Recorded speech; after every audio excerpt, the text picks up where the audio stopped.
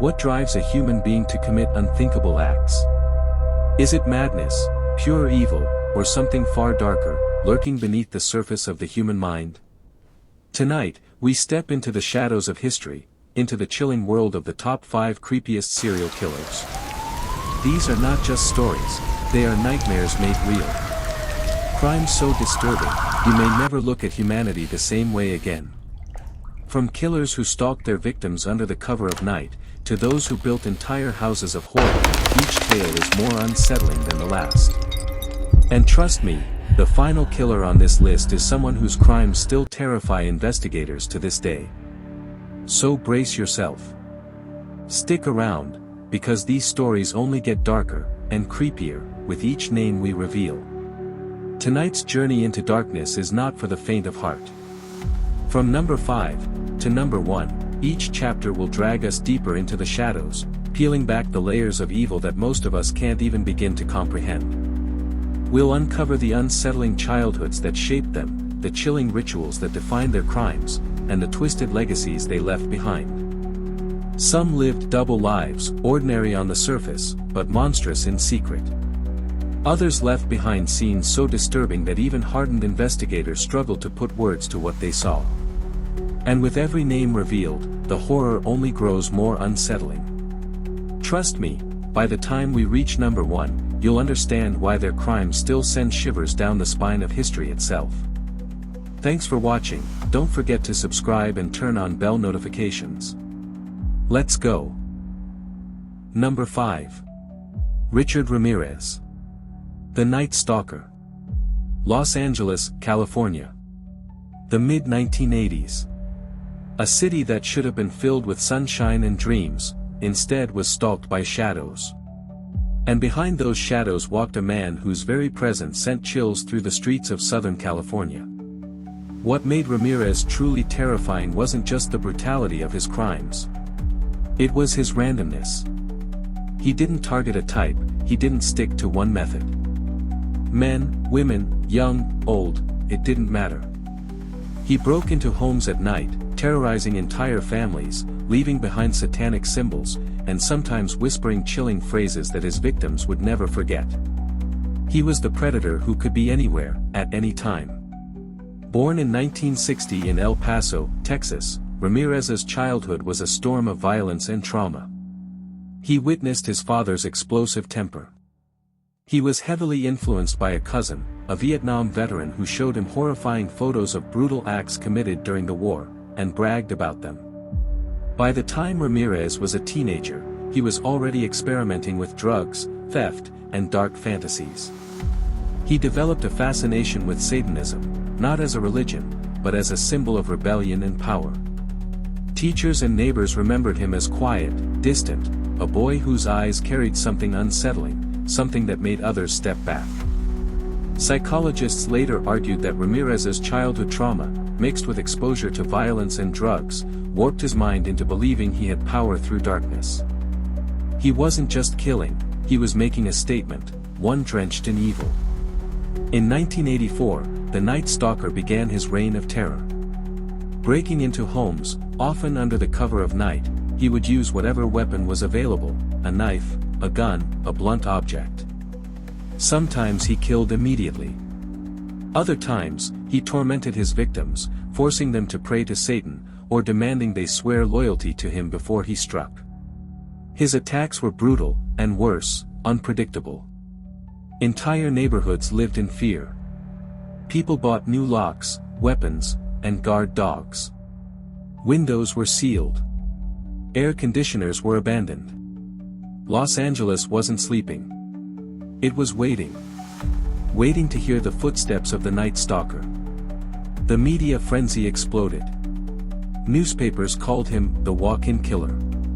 The public called him a demon. Police launched one of the largest manhunts in California history. But Ramirez slipped through their fingers, again and again. Until one mistake changed everything. In August 1985, his face was plastered across newspapers. A resident recognized him as he tried to steal a car, and what happened next was extraordinary. Ordinary citizens, men, women, entire neighborhoods, joined together to chase him down. They beat him, restrained him, and handed him over to the police. Evil was finally caught by the very people it had terrorized. Ramirez was convicted of 13 murders, 5 attempted murders, and 11 sexual assaults. He showed no remorse. In fact, he seemed to enjoy the attention, often smiling, laughing, and flashing a pentagram in court. His legacy is one of pure fear, the embodiment of random evil. He reminded the world that serial killers don't always have a pattern. Sometimes, they're just chaos unleashed. And that's what made him one of the creepiest killers in history. That was Richard Ramirez. But if you thought the Night Stalker was terrifying, number 4 on our list takes us deep into the iron grip of the Soviet Union. A place where one of the most sadistic killers the world has ever known was able to hide in plain sight. Number 4. Andrei Chikatilo. The Butcher of Rostov.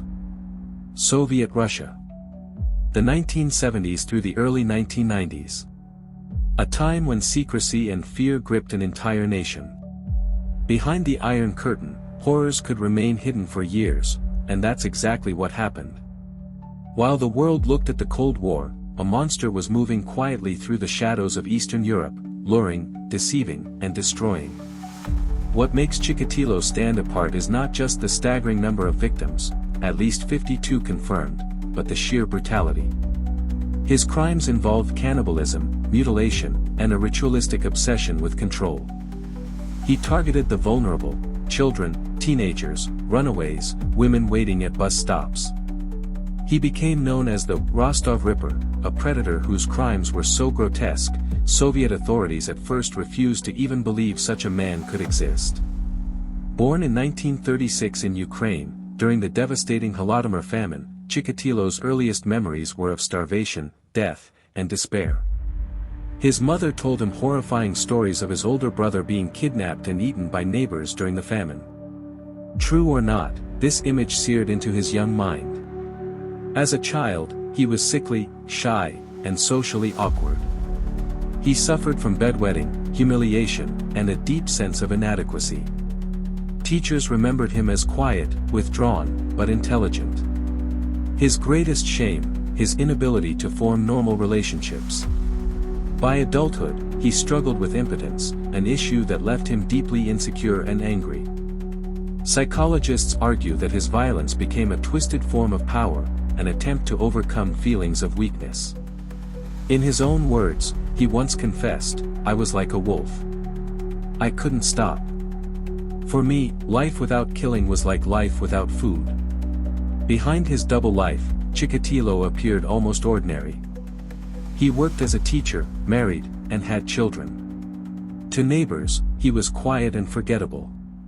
But beneath the surface, he was hunting. From the late 1970s to 1990, Chikatilo prowled train stations, bus stops, and wooded areas. He would lure children with promises of candy, toys, or money. To women, he often pretended to offer help or guidance. Once he isolated his victims, his attacks became frenzied, stabbing, mutilation, dismemberment. His crimes were grotesque. Victims were often stabbed dozens of times. Eyes gouged out. Body parts missing. Some were partially cannibalized.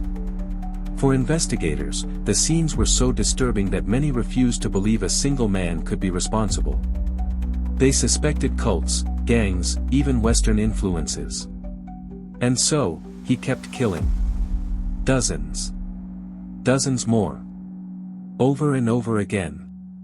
The investigation into Chikatilo became one of the largest in Soviet history.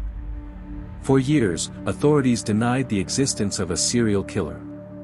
In the Soviet worldview, such Western problems didn't happen in their society. This denial gave Chikatilo cover. He operated in silence while police looked in the wrong direction. In 1984, he was briefly arrested for petty theft, but investigators lacked the evidence to link him to the murders. He was released, and the killing spree continued. Finally, in 1990, a breakthrough came. Plainclothes officers noticed him acting suspiciously near a train station, approaching young children. When they searched his belongings, they found knives, rope, and lubricants. His history of arrests raised alarms. Under intense interrogation, Chikatilo confessed to 56 murders. Coldly, methodically, he described each one. Chikatilo was executed by a single gunshot to the head in 1994. But the scars he left remain. He exposed the failures of Soviet secrecy, the dangers of denial, and the true depths of human darkness. To this day, his name is whispered with dread, the Butcher of Rostov. A man who lived a double life, family man by day, monster by night. His crimes shocked not only Russia, but the world. And his story serves as a chilling reminder, evil can thrive, when no one believes it exists. That was Andrei Chikatilo. But if you thought his crimes were too disturbing to imagine, number 3 on our list takes us into the mind of one of the most twisted killers in American history. A man known as the Gray Man, who didn't just kill his victims, he wrote letters to their families, describing in detail the horrors he inflicted. Prepare yourself for Albert Fish. Thanks for watching and don't forget to subscribe if you have not. Number 3. Albert Fish. The Gray Man. America. The early 1900s. A nation entering modern times, filled with promise, invention, and progress. But behind closed doors, in the quiet neighborhoods of New York, lurked a man who would come to be known as one of the most twisted killers in American history. A man so disturbing, his crimes still haunt investigators, criminologists, and anyone who dares to read the letters he left behind. He wasn't a shadowy figure hiding in alleys. He was frail, soft-spoken, polite, an elderly man with gray hair and a grandfatherly appearance. But beneath that mask of normalcy was a monster whose appetite for pain, suffering, and cruelty knew no limits. What makes Albert Fish one of the creepiest serial killers in history is not just the brutality of his acts, but the sheer perversion of them. He was a sadomasochist who took pleasure not only in inflicting pain, but in receiving it himself. He mutilated his own body. He inserted needles into his skin, his flesh, even his pelvic region. Over 20 were later found embedded in him during X-rays. And yet, even this wasn't the darkest part of Albert Fish's life. The creepiest detail was his obsession with children, and the letters he sent to grieving families, describing, in graphic detail, how he tortured, murdered, and even ate his victims. Albert Fish was born in 1870 in Washington, D.C., into a family already plagued by mental illness. Several relatives were institutionalized. As a child, he was abandoned by his father, and his mother was often absent, leaving him to grow up in an orphanage. It was there that Fish was exposed to cruelty early on. He was beaten, whipped, humiliated, and instead of being traumatized, he began to associate pain with pleasure. He later admitted that he enjoyed the beatings, a chilling revelation of how his young mind was shaped. By his teenage years, he was already experimenting with bizarre and disturbing acts. He developed an appetite for self-harm, burning himself, sticking needles into his skin, and whipping himself with paddles embedded with nails. But his darkness didn't stop at self-destruction. He began preying on others. Fish's obsessions revolved around children. He targeted the most vulnerable, the youngest, those least able to defend themselves. His psychology is among the darkest ever studied. He saw pain as art. He believed suffering was purity. And he believed his acts were justified by voices and delusions, sometimes claiming that God commanded him to harm children. Neighbors described him as quiet, strange, sometimes muttering to himself. He worked ordinary jobs, house painter, handyman. He was forgettable. And that was his greatest disguise. Albert Fish's crimes are among the most grotesque in history. He abducted children, often luring them away with promises of food, money, or work. Once in his grasp, he subjected them to torture that defies comprehension. One of his most infamous cases was that of Grace Budd, a 10-year-old girl in New York City. In 1928, Fish convinced her parents that he wanted to take Grace to a birthday party. Instead, he took her to an abandoned house, where he murdered her. Years later, in one of the most chilling acts in criminal history, he sent a letter to Grace's mother, describing in horrific detail how he killed and cannibalized her daughter. Fish admitted to killing multiple children. In confessions, he claimed he had children in every state. Though not all could be verified, the sadistic methods he described were consistent: strangulation, stabbing, mutilation, cannibalism. He kept trophies, he reveled in the memory of suffering, and he wrote about his crimes with an unsettling calm. For Fish, this wasn't just killing. It was an obsession, a ritual, a fulfillment of the darkest desires imaginable. For years, Fish evaded capture. His appearance as an elderly, polite man made him seem harmless. But the letter he sent to Grace Budd's family became his downfall. Investigators traced the envelope back to the boarding house where he lived. In 1934, police finally arrested him. At first, he denied everything. But once confronted with evidence, Fish began confessing in detail, almost with pride. He described his acts without remorse, shocking the detectives who listened. At trial, his defense argued insanity. How else could a man so twisted, so perverse, so cruel, commit such crimes? But the jury, horrified by the evidence and the letters, declared him sane and guilty. Fish was sentenced to death. Albert Fish was executed by electric chair in 1936. As he was led to his death, he reportedly said he was excited to feel the electricity coursing through his body, as though even his execution would bring him a perverse pleasure. His legacy remains as one of the darkest, most disturbing figures in crime history. Criminologists call him a sadist beyond comparison. He inspired horror stories, films, and psychological studies. But more than that, he became a symbol of evil hiding in plain sight. An old man, gray-haired and soft-spoken, who looked like a harmless grandfather, yet harbored one of the most twisted minds ever documented. That is why Albert Fish remains one of the creepiest serial killers in history. The Gray Man. The boogeyman in disguise. That was Albert Fish. But as horrifying as his story is, our next killer would leave an imprint on American culture forever.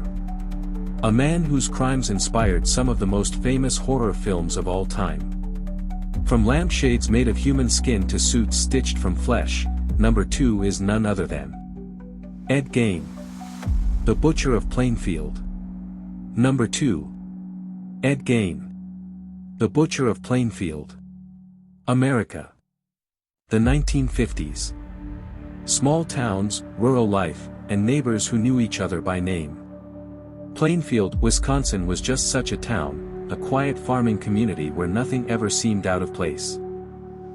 But hiding within its borders was a man whose twisted crimes would inspire decades of horror stories, novels, and Hollywood blockbusters. He wasn't a mafia hitman. He wasn't a shadowy serial killer on the run. He was the quiet handyman down the road. Ed Gein, soft-spoken, awkward, reclusive. To the townsfolk, he was just strange.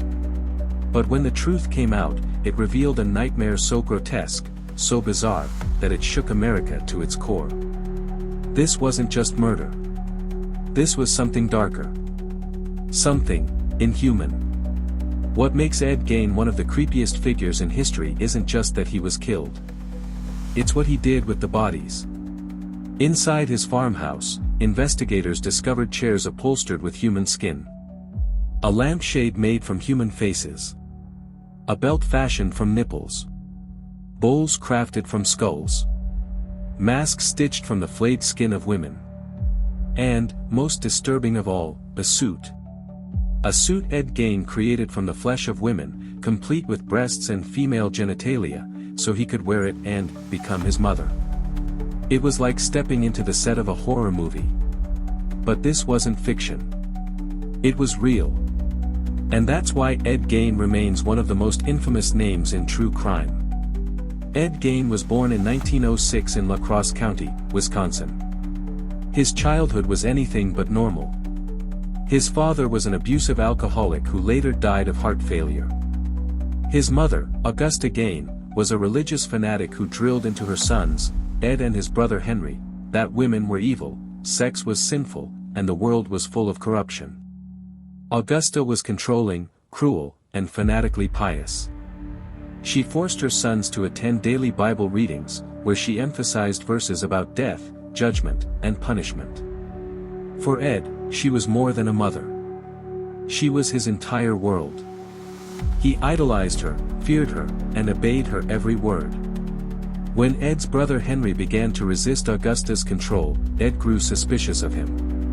In 1944, a mysterious fire broke out while the brothers were burning brush. When it was extinguished, Henry was found dead. Though officially ruled an accident, many still suspect Ed had something to do with it. 2 years later, Augusta died of a stroke. And that was the breaking point. Ed was utterly devastated. He boarded up rooms in the farmhouse she once occupied, keeping them pristine, untouched, like a shrine to her memory. But the rest of the house fell into filth and decay, filled with trash, clutter, and eventually, body parts. Deprived of his mother's presence, Ed slipped deeper into madness. He became fascinated by anatomy books, pulp magazines about cannibals and Nazis, and newspaper stories about grave robbing. His obsession turned to women who resembled his mother. And soon, that obsession took a gruesome turn. Ed Gein wasn't a prolific serial killer in terms of body count. But what he did was far more grotesque than numbers can capture.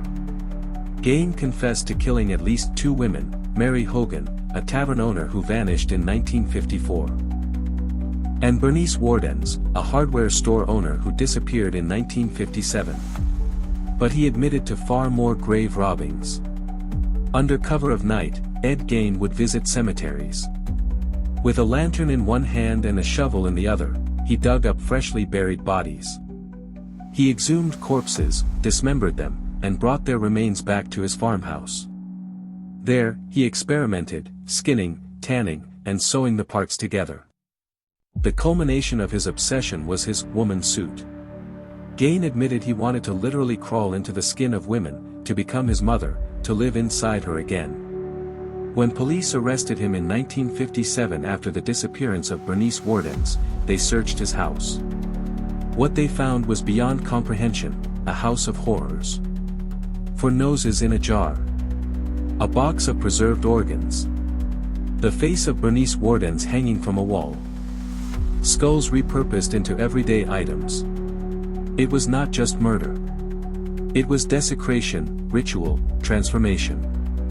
And the quiet handyman from Plainfield had been living in this nightmare for years, unnoticed. November 16, 1957. The sleepy town of Plainfield woke up to a horror that would make national headlines. Bernice Wardens had vanished from her hardware store. Blood stains trailed across the floor. The last sales receipt was for antifreeze, written out to Ed Gein. Sheriff's deputies arrested Gein and searched his farmhouse. What they uncovered shocked even the most hardened investigators. Many officers would later admit they could never unsee what they witnessed inside those walls. Gein confessed quickly, though with a chilling calmness. He admitted to the murders, the grave robbing, and the creation of his grotesque artifacts. He spoke of them with the same tone one might use to describe chores on the farm. His trial took place in 1957, and though he was found guilty of murder, he was declared insane. Ed Gein was committed to a psychiatric hospital, where he would remain for the rest of his life. Ed Gein died in 1984 in a mental hospital. But his crimes lived on, in the pages of horror fiction, in the nightmares of filmmakers, and in the psyche of America. He inspired the character Norman Bates in Psycho, Leatherface in the Texas Chainsaw Massacre, Buffalo Bill in The Silence of the Lambs. His story became the blueprint for modern horror, a twisted man, living in isolation, consumed by the memory of his mother, crafting horrors out of flesh. But beyond the movies, Ed Gein left behind an unsettling truth: evil doesn't always look like a monster. Sometimes, it's the quiet man down the road. The neighbor you wave to. The one who seems strange, but harmless. That's why Ed Gein remains etched into history, not for the number of lives he took, but for the unimaginable, grotesque world he built inside his own home. And if this isn't disturbing enough, wait until you hear about our number 1 pick. America's very first serial killer. A man who turned murder into architecture. A man who built an entire hotel designed for killing. Coming up next, H. Holmes, the man behind the murder castle. And finally, number 1. H. Holmes. America's very first serial killer. The year was 1893. Chicago was buzzing with life, preparing to host the World's Fair, a spectacle of science, culture, and innovation that drew millions from across the world. But hidden among the crowds and marvels was a man who embodied something far darker. Dr. Henry Howard Holmes. Handsome. Charming. Educated. To the public, he was a successful businessman and a doctor. But behind that polished smile and sharp suit lurked a predator unlike any the nation had ever seen. Holmes didn't just kill. He engineered death. He designed it. He built it, brick by brick, into the very walls of his hotel. A building that would later be known as the Murder Castle. What makes Holmes one of the creepiest killers in history isn't just his body count, it's the cold, calculated way he designed murder into everyday life. The Murder Castle wasn't an ordinary hotel. It was a maze of horror, trapdoors, secret passages, hidden rooms, soundproof chambers, and stairways that led to nowhere. Some rooms were lined with asbestos for soundproofing, so victims' screams would never escape. Others were rigged with gas lines, allowing Holmes to asphyxiate guests at will. There were chutes that sent bodies directly into the basement, where furnaces and vats of acid waited. Holmes turned murder into architecture. His hotel was not a place of rest, it was a machine of death. Holmes was born Herman Webster Mudgett in 1861 in New Hampshire. From an early age, he was different. Stories from his childhood tell of a boy fascinated by anatomy, so fascinated that he once took apart animals to study them. He was also bullied by his peers, but rather than breaking him, it seemed to harden him. Holmes became obsessed with death, manipulation, and control. By the time he attended medical school, he had developed skills that would serve his twisted future, knowledge of dissection, anatomy, and even the fraudulent use of corpses for insurance scams. After adopting the name H. Holmes, he moved to Chicago. It was the perfect city for him, crowded, chaotic, full of opportunity, and full of strangers who could disappear without notice. Holmes began constructing his infamous hotel near the site of the upcoming World's Fair. Outwardly, it was a grand 3-story building. But inside, it was a labyrinth of terror. Holmes personally oversaw the construction, hiring and firing multiple contractors so no single worker would understand the true layout. The design was constantly changed to hide its sinister purpose. To outsiders, Holmes was a charming businessman, a doctor, even a ladies' man. But beneath the surface, he was a master manipulator, a con artist, bigamist, and sadist who used charm as his deadliest weapon. And when the World's Fair opened its gates, thousands of visitors checked into Chicago hotels, some of them, never to leave. Holmes's methods were as varied as they were terrifying. He lured guests, often young women seeking work at the fair, into his murder castle. Once inside, they were trapped. Some were locked in airtight rooms and gassed to death. Others were strapped to tables and dissected while still alive. Some were simply dropped through trapdoors into the basement, where Holmes' experiments awaited. In the basement, investigators later found surgical tables, vats of acid, quicklime pits, and a massive furnace. Holmes reduced his victims to nothing more than ashes, bones, or medical specimens, sometimes selling their skeletons to medical schools for profit. He killed not out of necessity, but out of obsession, greed, and sadistic pleasure. And he used the chaos of the World's Fair to cover his tracks. Hundreds of thousands of visitors came and went. If someone disappeared, who would ever know? Eventually, Holmes's web of lies began to unravel. His scams, cons, and marriages left behind a trail of suspicion. In 1894, insurance fraud drew the attention of investigators. When authorities searched his hotel, they were horrified by what they found: hidden passageways, false walls, secret chambers, and evidence of human remains. The press would later dub it the Murder Castle, a name that captured the nation's imagination. Holmes was eventually arrested in Boston. During interrogation, he confessed to 27 murders, but investigators believed the true number could have been far higher, with estimates ranging from 50 to over 200. Holmes, ever the manipulator, gave conflicting stories. At times, he boasted of his crimes. At others, he claimed innocence. But the evidence was undeniable. In 1896, he was sentenced to death and hanged in Philadelphia. Witnesses said even in his final moments, Holmes remained calm, smiling faintly, as if the gallows were just another stage in his twisted performance. The legend of H. Holmes has haunted America ever since. His murder castle became a symbol of evil hidden behind sophistication, charm, and success.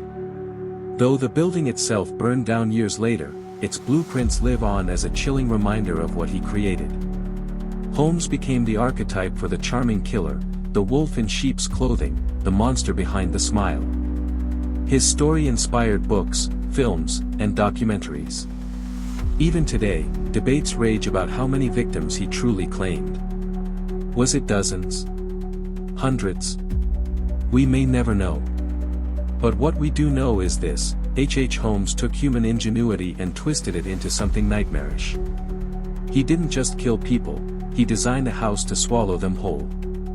He built death into the architecture of everyday life.